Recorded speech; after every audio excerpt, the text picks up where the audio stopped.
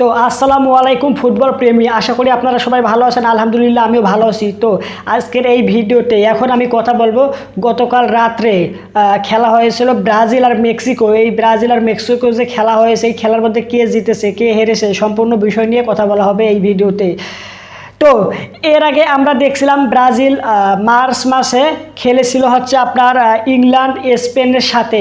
এই ইংল্যান্ড আর স্পেনের সাথে যখন খেলছিল, প্রথম ম্যাচটা হয়েছিল 24 তারিখ মার্চের 24 তারিখ ইংল্যান্ডের সাথে।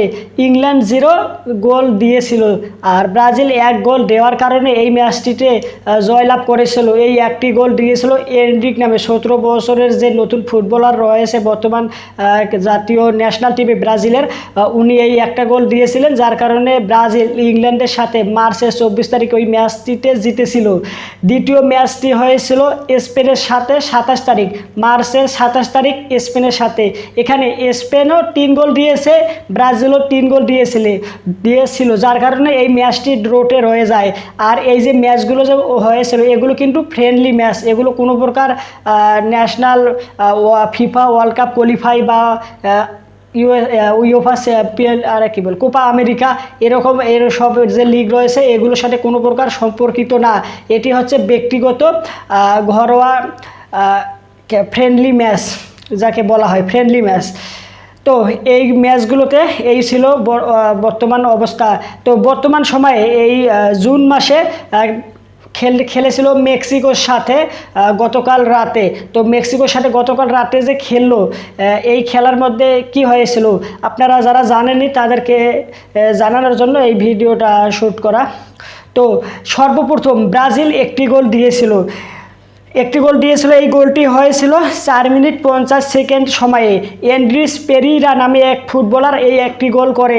28 বছর বয়স চলে ওই বর্তমান ফুলহাম ইংল্যান্ডের একটি ব্যক্তিগত ক্লাবে খেলতেছেন। ইনি হচ্ছেন মিডফিল্ডার, মাঠে খেলে থাকেন।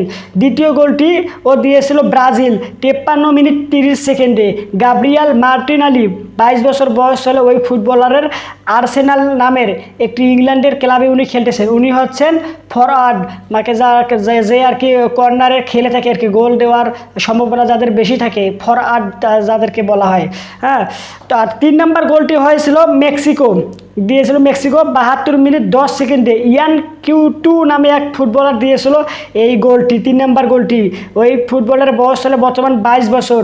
উনি খেলতেছেন বর্তমান জিরোনা এফসি ফুটবল নামের একটি ক্লাবে, স্পেনের ক্লাব এটি।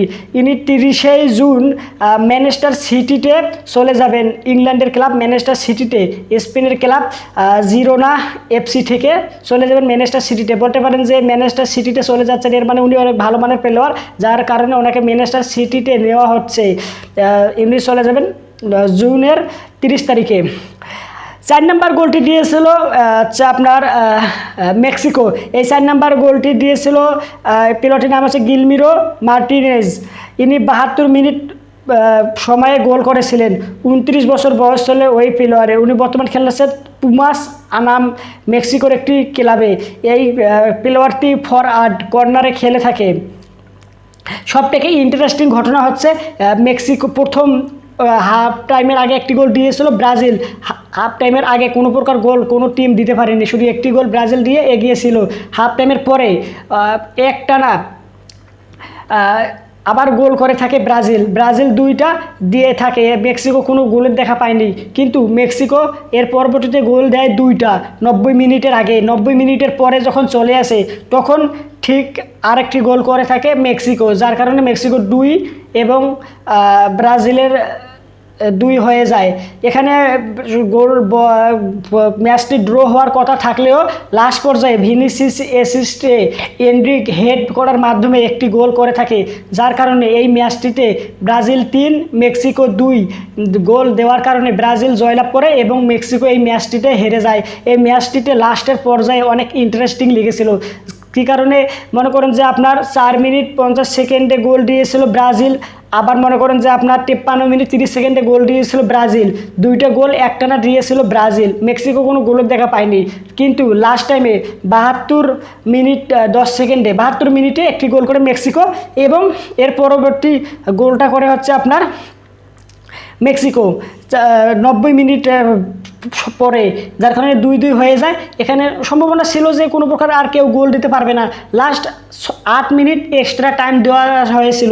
এই 8 মিনিট এক্সট্রা টাইমের মধ্যে 92 মিনিটে যেয়ে মেক্সিকো গোল করে, একটা 72 মিনিটে, একটা 92 মিনিটে।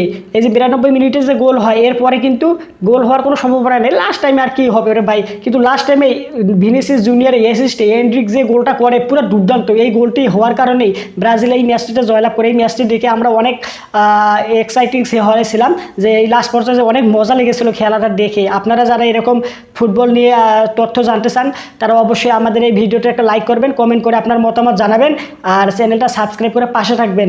ধন্যবাদ।